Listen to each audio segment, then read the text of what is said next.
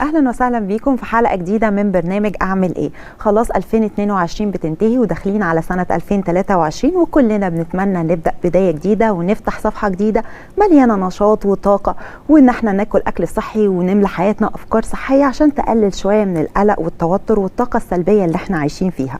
وخلاص يا جماعه الرياضه بقت حاجه مهمه جدا، مش بس عشان نحافظ على صحتنا، لا كمان عشان ما يجيلناش امراض. هاخدكم النهارده لنوع مختلف شويه من الرياضات بعيد عن الرياضه التقليديه ويمكن لسه ما اخدتش حقها قوي في مصر. النهارده حلقه اعمل ايه عن الحياه الصحيه والرياضه وخصوصا رياضه الكيك بوكسينج. منورنا النهارده في استوديو برنامج اعمل ايه كابتن شامل حشيش مدرب الكيك بوكسينج. اهلا وسهلا بيك، منورنا. ازيك يا مروه، اخبارك ايه؟ الحمد لله تمام. حضرتك عامل ايه؟ الحمد لله والله كله تمام. في البدايه كده عرفنا اكتر بنفسك. انا شامل حشيش، مدرب كيك بوكسينج. بعمل دلوقتي محتوى عن الفنون القتاليه عامه والكيك بوكسينج خاصه، وبحاول يعني على قدر المستطاع ان انا يعني انشر ثقافه الرياضه عموما في مصر، ايا كانت هي الرياضه يعني، بس انشر ثقافه الرياضه في مصر وخاصه الفنون القتاليه زي الكيك بوكسينج والبوكسينج وغيرها يعني من الفنون دي يعني. هي الرياضه عموما بقت مهمه جدا خصوصا في عصر السرعه اللي احنا فيه، وان الناس كمان بقت بتشتغل عدد ساعات طويله جدا قاعده على مكاتب قدام كمبيوتر، فبقى في يعني مشاكل صحيه كتير جدا وكمان اكل مش صحي. فخلينا كده ننصح الناس ازاي من خبره حضرتك، ازاي يعني اي حد مكسل وبيأجل انه يبدا رياضه ازاي يبدا يخلي الرياضه جزء من حياته. بصي انت قلت حاجه مهمه جدا دلوقتي وهي التاجيل. ده حقيقي، كل الناس بتاجل. بكره هنبقى بالظبط كده، من يوم السبت اللي جاي يعني من اول الشهر مش عارف ما بيجيش خالص ده. صح بالظبط. فهي دي المشكله، التاجيل ده مشكله كبيره جدا جدا. لا ابتدي. صح. يعني ناس كتير جدا والله بتقول لي بتكلمني في القصه دي اللي هو طب انا عايز مش عارف ايه، نفسي اعمل كده بس انا ماجل للشهر الجاي او مش عارف من بدايه السنه. طب ايه الفكره؟ ان انا اللي هو يعني تقريبا زي صفحه جديده يعني. مفيش الكلام ده خالص. لازم ابتدي في الحاجه، لان انا لسه هضيع وقت عقبال لما اخد على الاسلوب ده. صح. على اللايف ستايل الجديد الرياضي ده. فبدل ما انا اقعد اجل لغايه مثلا لو قلنا مثلا اجل لاول الشهر، يعني مثلا لو باقي على الشهر مثلا على ما تخس، في ناس بتاجل على ما تخس. وعلى ما تخس دي برضه دي مشكله كبيره جدا. دي ثانيه دي برضه مهمه قوي النقطه دي يعني.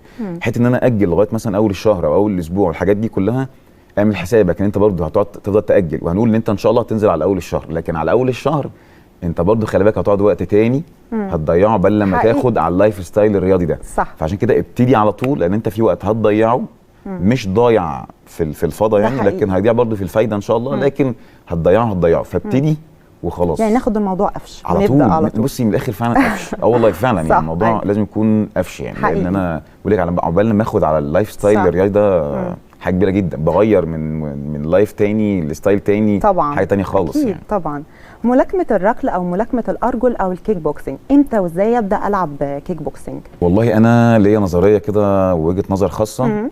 في ناس بتبقى باين عليها ان هو يعني الشاب ده او الشابه دي تقدر ان هي تبقى رياضيه.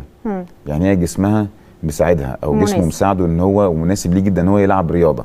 وخاصه مثلا لو اتكلمنا زي الكيك بوكسينج، في واحد مثلا يكون ايده ورجله هم سالكين كده بالمصطلح البسيط يعني. لا مش اقوياء يعني. عارفه مثلا يكون واحد مثلا عنده الحوض بتاعه وهو كويس واسع وقوي جدا. وفي بنت برضه نفس الكلام. في ولد مثلا تلاقي مثلا ان ايده زي حنوت كده، مصطلح بسيط كده عندنا في المجال، ايده سالكه يعني مش يعني مش جسمه مش قافش كده، مش متخشب. دي مهمه جدا. الجسم اللي هو المتخشب ده، وفي ناس تفهم الموضوع ده كده ان طب المتخشب ده ليه حل لو حد جسمه متخشب؟ مع الفنون وممارسه الرياضه عموما، انت جسمك عموما كده اصلا بياخد الطابع اللي هو الرياضي اللي هو يبقى فيه ليونه شويه. وخاصه برضه في الفنون ذات نفسها. احنا كمان زي كيك بوكسنج برضه كده. أيوه. دي اللي بتدي ليونه اكتر يعني ومرونه اكتر. لكن رياضات تانية مختلفة مثلا زي ان حد مثلا يروح الجيم والحاجات دي كلها، دي فعلا بتعمل يعني تخشيب للجسم جامد جدا. بيبقى الجسم شكله واو جدا وجميل جدا وكل حاجة، بس شكل فقط. مفيش مرونة، مفيش ليونة، مفيش اللياقة دي خالص يعني. لكن دي بتكتسب بس من الالعاب اللي زي الكيك بوكسنج مثلا والبوكسنج وغيرها من الفنون دي يعني. اكيد. طيب زي ما كنا لسه بنقول، احنا في عصر السرعه والشغل الاونلاين، وكلنا تقريبا بقى شغلنا قدام الكمبيوتر وماسكين الموبايلات، فوضعيه الجسم بقت فيها مشاكل. الام في الظهر، تأتيب. الام في الرقبه. ازاي الكيك بوكسنج ممكن يقوي عضلات الظهر او يكون مفيد في الحاله دي؟ احنا عشان يعني عندنا اللكمات والركلات، فبطبيعه الحال الظهر والرقبه، وطبعا كل عضلات الجسم بيشتغلوا يعني، ولكن خلينا بس نتكلم دلوقتي على الظهر والرقبه وبرده الكتف، كلهم بيشتغلوا. لان انا بضرب الاسلوب ده كده مثلا زي الناس كلها عارفاه يعني. نفس الكلام برده الركلات، فانا لما بضرب اي ركله ولا اي حاجه برده الظهري بيشتغل. اذا كان العلوي او السفلي برده كل ده بيشتغل. فالرقبه برده ذات نفسها بتشتغل. ففي ليونه بتحصل. لكن المشكله ان الناس لما بتبطل تمارس الرياضه عموما بصفه عامه، ده بيحصل بقى اللي هو ايه الخشونه في الرقبه وفي الكتف وفي الظهر والحاجات دي كلها. لان احنا خلاص دلوقتي بقينا معظمنا دلوقتي بقى خلاص ماسك الموبايل ما بقاش فيه نشاط بدني خالص. بالظبط. ونازل النازله دي ونازله دي سيئه جدا للاسف. والناس مؤخرا من اخر كام سنه بداوا فعلا ان احنا ما نلعبش رياضه، بقى لازم نلعب رياضه. لازم. بصي احنا دلوقتي زي ما بقول لك اهو، ما مش متحرك كتير، صح، والضغوط العصبيه عندنا كتيره جدا في حياتنا طبعا جدا. فاحنا عشان نتخلص من الاثنين دول هي ما فيش حل تاني غير الرياضه. صح. يا اما حل تاني بقى ومش عايزين نلجا له للادويه بقى والحاجات دي، فدي مش عايزين نلجا لها اصلا، دي كيمياء وهتدمر الجسم، طبعا ملهاش لازمه خالص يعني. لكن الرياضه لا، هي احسن حاجه اصلا لاي حاجه في الدنيا. طب هل الكيك بوكسنج ممكن يكون مناسب للاطفال في السن الصغير؟ جدا جدا جدا. ولكن برضو معلش انا برضو يعني هقول دايما الكلام ده على طول. وضح طبعا. ان هنا في مصر بالذات لازم الطفل اللي يمارس الفنون القتاليه ده زي الكيك بوكسنج مثلا، يعني لازم يكون عنده استيعاب شويه. ما يبقاش اي طفل كده اللي هو عنده مثلا نبدا من سن كام مثلا؟ يعني انا برشح هنا من مصر يعني مثلا من 5 سنين 6 سنين ده معقول جدا يعني. كمان 7 سنين ده برضو لطيف. قبل كده بيبقى صعب جدا. انا بتكلم في مصر. ايوه، عشان ما حدش يقول لي بره مصر. بره مصر ما هو طبعا الدنيا اكتر من كده بره مصر الرياضه عموما في حته ثانيه الرياضه مختلفه جدا هنا جوه مصر. احنا برضو يعني في حاجات عندنا في مصر احنا كويسين جدا فيها يعني. ولكن خلينا نتكلم في الجزئيه دي. لا انا بنصح يعني دايما 6 سنين 7 سنين لما يكون عنده استيعاب يعني اصلا كيك بوكسنج، ويعني اصلا ضربات بايد ورجل، ويعني ان انا اروح التمرين انا بتمرن مش بلعب لعبه عنيفه تخليني انا مثلا اذي زميلي في التمرين. طبعا اكيد. فدي مهمه جدا يكون عنده استيعاب ايه اصلا الرياضه اللي انا بلعبها دي. مش ان هو مثلا شاب طفل عنده فرط حركه فيلا ايه يلا نلعب اي حاجه. لا خالص. لازم دي حاجه مهمه جدا، واي رياضه يحبها طبعا. لان انا بلاقي اولياء امور كتير جدا للاسف بتودي اولادها رياضات وهي مثلا بالنسبه لهم ايه دي جميله جدا ودي كوره ودي كيك بوكسنج دي مش عارف. هو اصلا الولد ما بيبقاش فيه مردود. لا ما ينفعش. هو مش حابب خالص. فيبقى في الاخر يا اما فاشل فيها ما تاثر على نفسيته. اكيد. فلا انا بالنسبه لي السن ده خليه يجرب رياضات كتيره جدا. طبعا. سباحه بقى، كيك بوكسنج، كاراتيه، ايا كره قدم، ايا كانت وات ايفر، بس خليه يجرب كتير عشان في الاخر اللي هيتميز فيه هو ده اللي هيبقى شاطر فيه جدا. اذا كان لعيب او مدرب بقى بعد كده. صح طبعا اكيد. طب ليه في اهالي بيخافوا يمرنوا اولادهم كيك بوكسنج رغم ان هم ممكن يمرنوهم اي حاجه تانية يعني كاراتيه، كونغ فو، اي رياضه، لكن الكيك بوكسنج الناس بتخاف منها؟ بصي هي بصفه عامه الاهالي بتخاف من الفنون اللي زي دي كده، اللي زي الكونغ فو، الكيك بوكسنج، لان هي القويه، الالعاب العنيفه اللي زي دي كده، لان هم بيتخيلوا ان هي دي خلاص دي بتاعه الضرب، وهي دي اللي فيها الاذى والاذيه. لكن ده والله حاجه مختلفه خالص بالعكس. يعني دايما شايف ان الفنون الدفاع عن النفس ليها مصطلحين الناس مش واخده بالهم منهم للاسف. يعني الدفاع عن النفس مش نفسي انا فقط، لكن نفسي ونفس الغير طبعا، ونفسيتي كمان. اكيد. ودي مهمه جدا طبعا. يعني تخيلي معايا كده مثلا انا واحد دلوقتي هو بقدر ادافع عن نفسي، فاكيد اكيد اكيد اعرف ادافع عن نفسيتي ان انا نفسيتي تبقى احسن. طبعا. انا واحد دلوقتي طبعا. رياضي، جسمي مقبول كويس، بعرف ادافع عن نفسي لو حصل لي اي خطر لا قدر الله. فمعنى كده ان انا اقدر ادافع عن نفسي لو حطيت في مشكله حتى لو عاديه. اكيد هقدر برضه ادافع عن نفسي حتى لو بالكلام، حتى لو بالشخصيه بتختلف تماما. لان انا عندي امثله كثيره جدا شباب وبنات الشخصيه عندهم اختلفت تماما بعد لما لعبوا كيك بوكسنج. مش عايز اقول انه عشان لعبوا معايا او كده، لا هم لعبوا الرياضه اختلفت. على قد ما هي لعبه فرديه، انا بنزل الحلبه لوحدي. بس هي لعبه جماعيه جدا. لان انا بلعب في وسط ناس، في وسط زمايلي، فبعمل صداقات جديده، بنشأ علاقات جديده مع الكابتن ذات نفسه، مع اصحابي. زميل اللي انا بلعب معاه ده في التمرين ده هو دلوقتي هو ده اللي انا بلعب معاه. يعني في زي روح الرياضه بس هو في الماتش او البطوله لا، هو ده زميلي طالع الحلبه لازم اشجعه عشان عايزه يكسب طبعا اكيد. لكن هو في التمرين لا، هو زميلي بس مش وصاحبي كمان واخويا يعني اكيد طبعا. بس فالحته دي مهمه جدا جدا، الناس كلها لازم تفهمها يعني. طبعا. طب هل ممكن حد يعني في الخمسينات في الستينات يبدا يلعب كيك بوكسنج ولا هيبقى صعب شويه؟ لا والله كله ينفع. كله برضه ينفع جدا، ولكن طبعا خلينا نتفق يعني هو بيبقى ليه اسلوب معين في التمرين. يعني اكيد مش الراجل ابو 50 سنه مثلا مش زي ال 15 سنه او 20 سنه. تمرينات اقل شويه تبقى اقل شده شويه، اقل شده شويه واقل كثافه، اقل وقت. يعني مثلا الشاب اللي بيقعد مثلا ساعه ونص او ساعتين بيتمرن ده، فاكيد الراجل ابو 50 مثلا مش 60 هيبقى زيه طبعا. ماكسيمم احنا بنتكلم في 45 ساعه، 45 دقيقه لساعه بالكتير جدا يعني. اكيد طبعا. بس الكل ينفع، لان هي خلي بالك برضو هي ممتازه جدا في موضوع تقويه الظهر. الكيك بوكسنج بصفه عامه او يعني فنون الدفاع عن النفس بصفه عامه هي ممتازه جدا في تقويه الظهر، وخاصه الكيك بوكسنج بقى. طيب بصراحه كده ومش عشان حضرتك مدرب كيك بوكسنج، هل فعلا رياضه الكيك بوكسنج مناسبه للبنات ولا المفروض يفكروا في نوع تاني من الرياضه؟ لا والله مناسبه جدا، والله مناسبه جدا جدا كمان. بصي هو اقول لك هي برضه البنات برضه تقلق شويه. البنات بتقلق ليه؟ هقول لك تنصحهم بايه؟ بصي هي البنت نفسها هي عشان يعني مخلوق جميل عموما في الدنيا يعني، فهي طبيعي ان هي تبعد عن اي حاجه فيها عنف. وطبعا انها تخاف ان هو حد يلمسها وحد يضربها وحد مش عارف ده هي اي بنت ممكن اصلا تخاف ان اي حد يزعلها. فتخيل بقى لو حد ضربها حتى لو واحده بنت زيها يعني، فدايما بيبقى في قلق من الحته دي من البنت نفسها. الاهالي برضو نفس الكلام، بيبقى في قلق برضو، لا بنتي دي حبيبتي دي البرنسس بتاعتي فخايفين عليها. لكن مش شرط، انا برضو بقول الكلام ده لكل الاهالي ولكل البنات. يا جماعه والله الموضوع مش شرط ان البنت تيجي تمارس كيك بوكسنج او اي فن دفاع عن النفس تاني معنى كده ان هي تبقى فيها رجوله شويه او الحاجات دي خالص. لا بالعكس خالص، ده غير حقيقي. انا بيجي نماذج كتيره جدا جدا، واحد يجي يقول لي يا كوتش انا عايز اتمرن كيك بوكسنج وحبيت جدا الموضوع منك، لكن مش عايز اخش اي سبارنج او اي يعني احتكاك او اي قتال يعني. مفيش مشكله، عينيا الاثنين، تعالى ومارس. وفعلا بيختلف جسمه، بيخس، ثقته في نفسه بتزيد جدا جدا. في بقى اللي من نفسه كده بيحب الموضوع جدا، فيبتدي يقول لك ايه انا بص بقى ايه انا أيوه. يعني انا فاضل لي بقى ايه الموضوع. انا حبيت الموضوع جدا، فانا فاضل لي بس ايه ان انا بقى اخش بقى بصراحه سبارنج يعني، لان هو بيجي برضه عارفه بيحصل فيه غيره كده أيوه يعني ايجابيه أيوه. شويه كده ان هو ايه طب هو يعني اللي بيخش ماتشات ده يعني يفرق عني ايه. طب انا كبنت ازاي ممكن استفيد من الكيك بوكسنج في الدفاع عن نفسي لو حد مثلا اتعرض لي؟ هو اول حاجه الكيك بوكسنج هي زي ما انت بتقولي كده هي معتمده على الايد والرجل. فايد ورجل دي الاسلحه اللي ربنا ادهاني، عمرها ما هتقع ولا عمرها هتسيبني. زي مثلا العصايه هتقع، اللي مش عارف السلسله مش عارف هتسيبني وتقع، ممكن تقع من ايدي وفي الاخر تستخدم ضدي.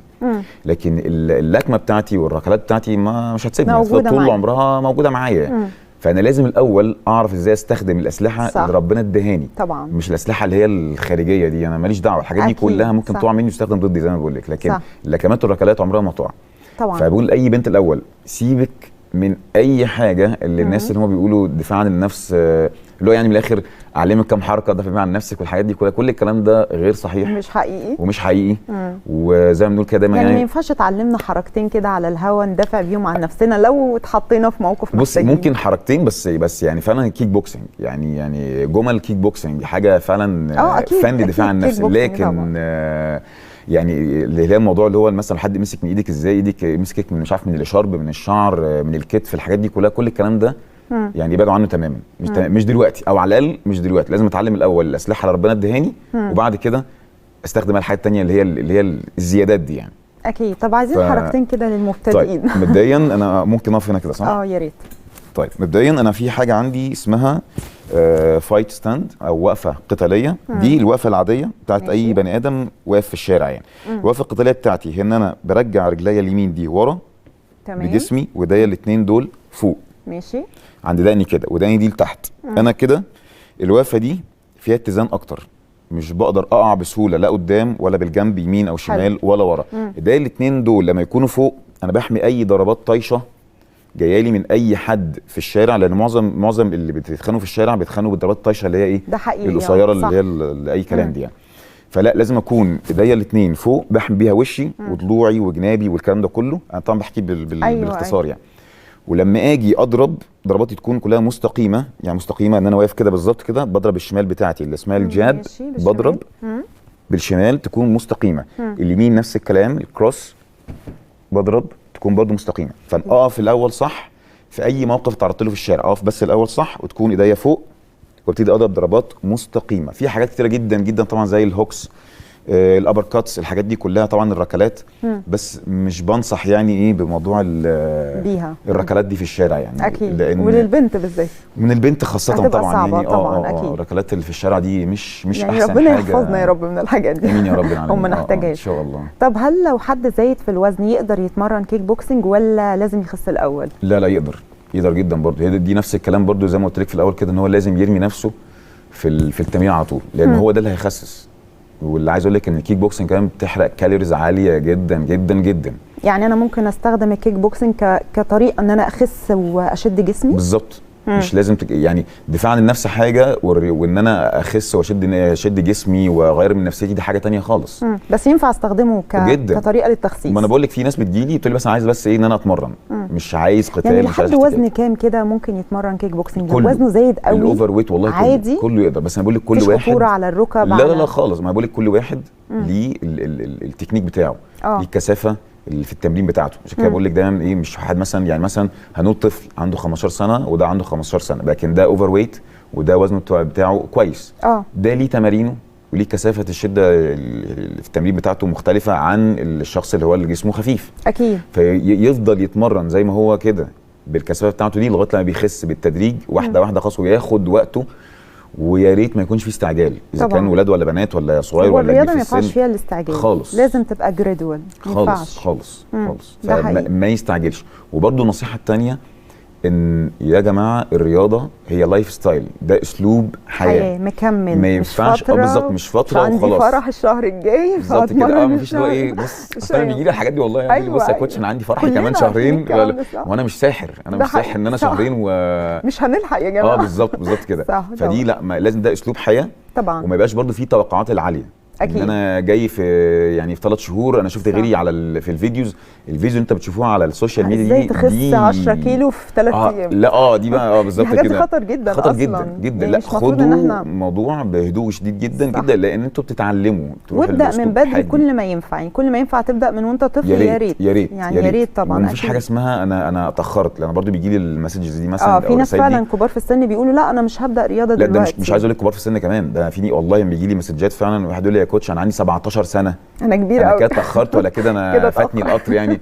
17 سنه ايه ده؟ مفيش. لا طبعا انزل واتمرن. هي الرياضه ملهاش سن فعلا، مفيش سن خالص. طبعا كلما كانت بدري كل ما بيبقى افضل، كل ما كان اكيد. طبعا اكيد يعني. طبعا. على سيره التخسيس، بما ان حضرتك عندك خبره طبعا اكيد في مجال الاكل الصحي والتخسيس والجيم والكلام ده كله، يعني تنصح ازاي الناس انها تحب الاكل الصحي وتبدا تلتزم بيه ويبقى اسلوب حياه؟ اول لما بلاقي عليا نتيجه في جسمي، في تغيير جسمي، انا من نفسي هحب الاكل الصحي. هو لازم يفهموا الموضوع ده. بس هو اكيد مش افضل من الاكل اللي مش صحي، يعني خلينا متفقين ان الاكل اللي مش صحي طعمه احلى. الاكل اللي مش صحي اللي هو مثلا زي الاكل البيتي ده مثلا يعني بالعكس والله يعني هو بس عشان الناس للاسف بصي بيقارنوا حاجه، يعني حاجتين هم اصلا ما ينفعش يتقارنوا ببعض، الاكل والصحه. ده اللي بكلمك فيه. يعني في ناس كتير جدا، انا شفت المقوله دي قريب جدا، انه بيقول لك الاكل هي المتعه الحلال الموجوده في الدنيا، وده غلط جدا. ده يعني نظريه خاطئه تماما وتودي في داهيه. لا هي الصحه هي احلى متعه في الدنيا، اكيد لان الصحه دي هي اللي هتخليني اعرف اكل براحتي طبعا. لكن انا هفضل اقعد اكل بقى بيتزا ومكرونه ولا مش عارف وات ايفر برجر ولا الحاجات دي كلها وبيبسي بقى وكل الحاجات اللي هي أيوة. الجانكس فود دي، يعني في الاخر ايه اللي هيحصل؟ هضطر غصب عني طبعا يعني بعد الشر على الناس كلها، بس في الاخر ايه هضطر برضو ان انا هبقى مريض، هضطر في الاخر غصب عني هلجأ للاكل الصحي. صح في الاخر هلجأ برضه للاكل الصحي وغصب عني. فمن الاول اكل اكل صحي، مفيش مانع خالص ان انا كل مثلا اسبوع كل يوم جمعه كل يوم خميس وهكذا اخد فري داي، مفيش اي مشكله خالص. طبعا كل فتره يعني ده مش صح قوي، كل فتره ممكن يوم في الشهر. هو ممكن طبعا يوم في الشهر ده صعب جدا دلوقتي على معظم الناس، لكن هنقول مثلا ان الواحد هو كل يوم بياكل الاكل هو البورشنز، ممكن الكميات نفسها اللي ناخد منها شويه صغيرين، يقلل بس في الكميات شويه ويزود حركته شويه، عشان ده مهم جدا. عشان في ناس للاسف بتنقل من الاكل الغير صحي ده لمره واحده اكل صحي. يعني مثلا هو كان بالليل حرفيا بياكل بيتزا وقبلها كان برجر وقبلها مش عارف الصبح ايه، وتاني يوم سوتيه، الصبح قريش، بالليل مش عارف يبص على الاكل من بعيد، فبيكره نفسه بيكره الدنيا. فبيكره نفسه بالراحه. هو المفروض ان الدايت بيقعد يوم يومين 3 بالكتير، بصي اسبوع بالكتير وهو بيقلبه، ما بيقدرش يستمر، لان طبعا يعني مش ممكن كل حاجه لازم تيجي وسطيه وبالتدريج. المرونه ممكن في الدايت شويه هي ممكن تبقى سر نجاحه بالظبط. لازم اولا لازم يبتدي زي ما بقول لك، لازم يبتدي، ما ياجلش اي حاجه خالص. اكيد. وغير كده ياخد الموضوع بوسطيه شويه وواحده واحده. يعني نفسه جت على شوكولاته ياخدها، ما هو ياخد، مفيش مشكله خالص، مفيش اي مشكله خالص، بس يزود حركته. انت عارفه لو انا مثلا لو حد بياكل البرجر والحاجات دي كلها بس بيتمرن على بس بيتمرن على اقل خطر من انه يعني اقل خطر شويه، مش احسن حاجه بس اقل خطر شويه. اكيد. لكن النقله الشيفت القوي ده لا، ده صعب جدا ومش اي حد يكمل فيه. لا لازم، انا بتكلم على اسلوب حياه، اسلوب حياه. ما ينفعش كده بين ليله كده على طول، تاني يوم كده اغير على طول، جبنه قريش، افطر الصبح شوفان، مش يعني ازاي يعني صدور فراخ مشويه.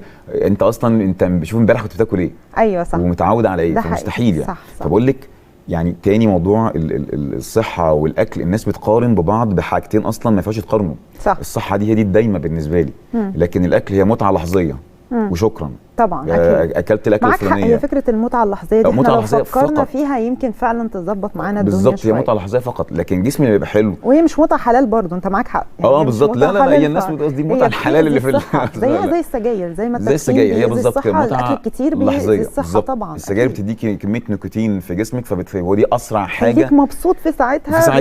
بس بعد كده بقى بيجيب لك امراض. وموضوع السجاير ده على فكره برضه كويس انك فتحتي الموضوع ده، لان موضوع السجاير ده برضه انا للاسف اتكلم في القصه دي. لا يعني اتكلم طبعا اكيد. ان شباب كتيره جدا بتدخن شباب وشابات وشابات طبعا. انا بتكلم على شباب اللي هو طب واطفال، والله انا شفت اطفال يعني لا بجد بقى الموضوع بقى مستفز جدا جدا، لان بشوف ناس بقى 13 و14 سنه، مش بتكلم على ال 20 سنه. أيوة. لا 13 14 سنه وبقاله سنين بيشرب معايا كده، بيشرب من عنده 10 سنين تقريبا. فاللي هو 10 سنين انا ما هو انا لو مدخن ابني هيطلع مدخن. يعني هي المفروض ان احنا نبدا كلنا نغير من نفسنا. فالاهالي يا ريت والله، يعني يا ريت ياخدوا لهم الحته دي جدا جدا. انا يعني انا ما اعرفش، انا مثلا كنت بقعد مع اصحابي مثلا مدخنين، انا لما كنت بروح البيت انا والدي كان بيشك فيا ان انا بشرب سجاير، لان ريحتي كلها سجاير.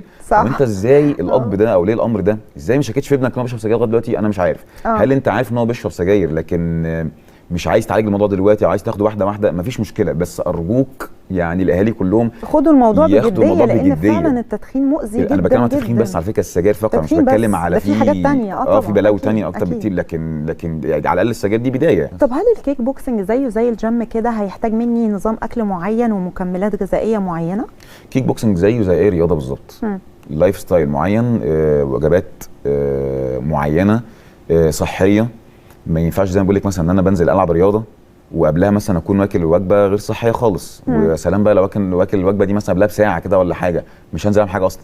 اكيد اللياقه بتاعتي ضايعه جدا ومش قادر وعندي حاله تخمه فلا، لازم يكون في اكل صحي، في اسلوب حياه صحي تمام، اذا كان فطار غدا عشاء وات ايفر، 3 وجبات او 5 وجبات او وات ايفر بقى النظام الاكل بتاعي هو يعني. بس لازم يكون في نظام صحي عموما، لان الرياضه كيك بوكسنج، بروح الجيم ايا كان وات ايفر، لازم يكون في نظام صحي. الاثنين دول لازم يكونوا مع بعض. وفي حاجه مهمه جدا برضو الناس لازم تكون عارفاها، ان الرياضه بصفه عامه هي عباره عن 70% اللايف ستايل بتاعي اللي هو النوم والاكل، هي تغيير كامل للشخصيه بالظبط كده. 70% 30% هي رياضه طبعا. يعني الموضوع مش رياضه فقط، لا انا ممكن اقعد اتمرن وانزل واضرب واعمل واشيل حديد ليل نهار يعني، بس مع الاكل بتاعي الجسم ما بيتغيرش خالص. كابتن شامل، شفت لك فيديو بتتكلم عن ان الكيك بوكسنج بيزود الثقه بالنفس. ازاي ممكن الكيك بوكسنج يزود ثقتي بنفسي ويغير حياتي ويغير من شخصيتي زي ما حضرتك كنت بتقول في الفيديوهات بتاعتك؟ هي بص، هي نظريه كده. انا دلوقتي دلوقتي بمارس فنون الدفاع عن النفس، فانا بقدر ادافع عن نفسي، فبطبيعي ان انا شخصيتي بتتغير. بدافع عن نفسي لو جسديا تعرضت لاي موقف في الشارع لا قدر الله، فاقدر ادافع عن نفسي. فمعنى كده ان انا برضو عندي ثقه في نفسي كبيره جدا ان انا اقدر ادافع عن نفسي في اي موقف، اذا كان كلاميا كده او طبعا كان جسديا، يعني بقدر ادافع عن نفسي في الموقفين دول. فالثقه في النفس بتعلى جدا. ولما كمان جسمي بيبتدي ياخد اللي هو الشكل الرياضي او الشكل الصحي الكويس ده، برضه ثقتي في نفسي بتعلى، لان انا بلبس لبس مختلف طبعا، بقيت بتكلم حتى بطريقه مختلفه، بحس احسن، نفسي بيبقى احسن بكتير طبعا.